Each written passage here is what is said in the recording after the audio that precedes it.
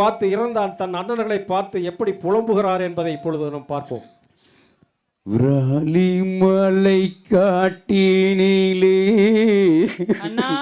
ஐயோ வெறுங்காலில் நடந்து வந்தே விராலிமலை காட்டினிலே அண்ணா வெறுங்காலில் நடந்து வந்தே ஐயோ ஒன்றாக பிறந்தோம் அண்ணா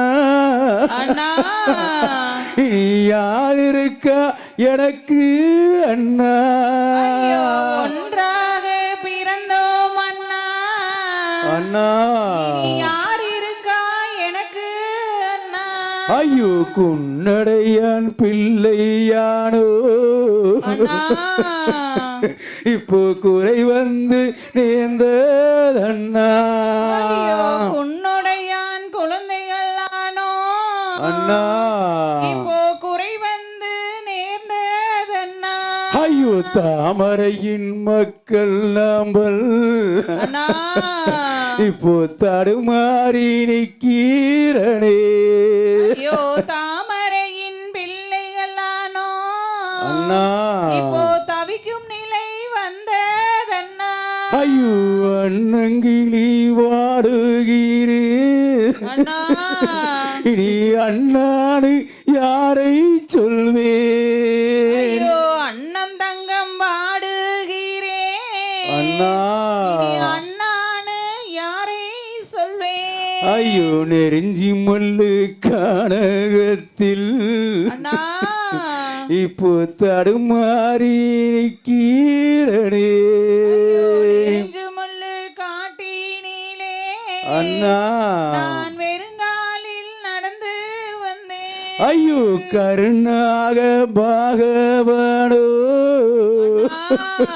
இப்போ படம் எடுத்து ஆடுதண்ணா ஐயோ ஈரமில்லா மனிதராலே அண்ணா இந்த நிலை வந்ததண்ணா இவ்வாறு தங்காய் அழுது புலம்பிக் கொண்டிருக்கிற அந்த கூக்குரல் சத்தம் சிவபுரானுடைய கட்டளைக்கிணங்க அந்த வீரப்பூர் வனத்திலே தவசுமரம் அமைத்து அந்த பார்வதி தேவி பெரிய காண்டியம்மனாக தவம் புரிந்து கொண்டிருந்தார்கள்.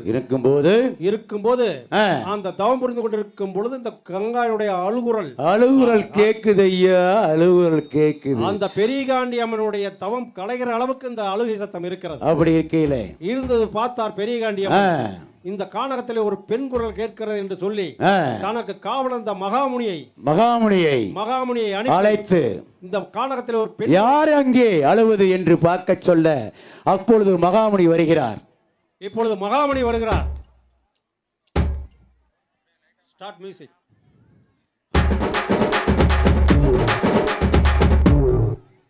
அப்படி அந்த பெரிய காண்டின் தவம் கலைஞ்சதுனால மகாமுனியை அழைத்து விசாரித்து வர சொல்றார். யார் அது, என் தவத்தை கலைப்பது யார் என்று பார்த்து வா அப்படி என்று கட்டளையிடும் போதுதான் மகாமுனி வந்து கொண்டிருக்கிறார்.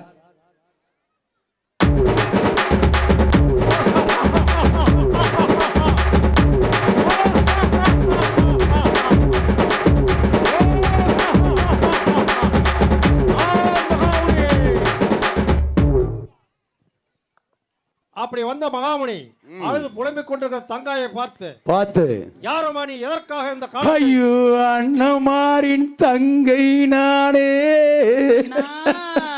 அந்த அருக்காணி தங்க நானே,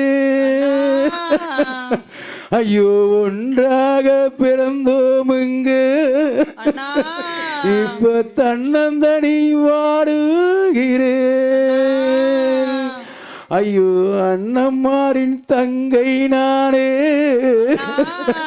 நீ யார் இருக்கா எனக்கு அண்ணா, என் அண்ணனின் உயிர் வேணும்,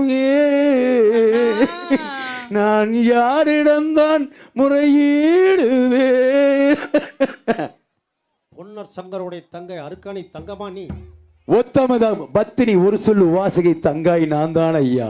கவலைப்படாதே தாயே, உன்னுடைய குறையை நான் சென்று பெரிய காண்டியம்மனிடம் தெரிவிக்கிறேன் என்று சொன்ன அந்த மகாமுனி ஆ, நேரடியாக பெரிய காண்டியம்மனிடத்திலே சென்று ஆ, பொன்னசங்கருடைய தங்கை அருக்காணி தங்கம் அழுது புலம்பிக் கொண்டிருக்கிறார். ஆ, அண்ணமார்கள் மாண்டு விட்டார்கள் என்று சொல்ல ஆ.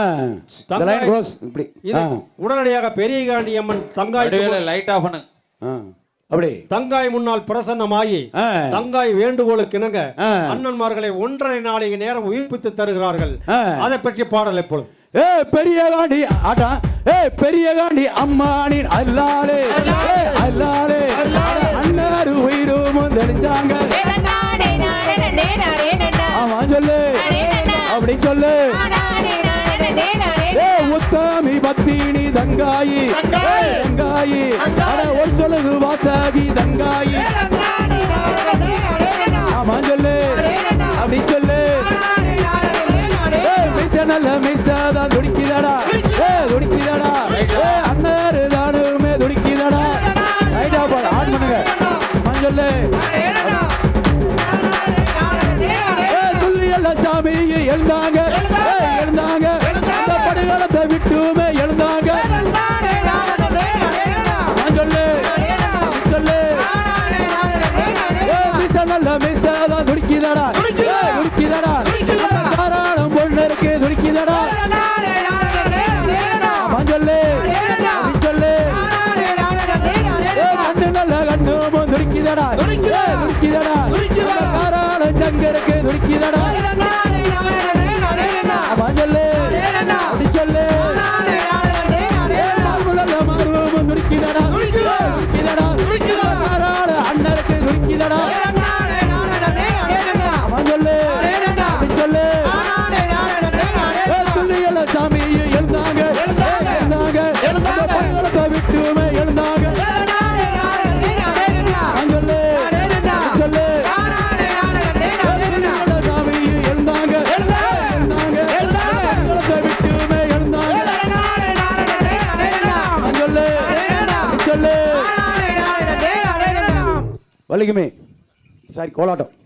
சிங்கங்களுக்கு ஓய்வு கொடுத்து தங்கங்கள் கோலாட்டம். அனைவரும் கோலாட்டத்திலே வரிசையாக உடனடியாக நிற்குமாறு கேட்டுக்கொள்ளணும்.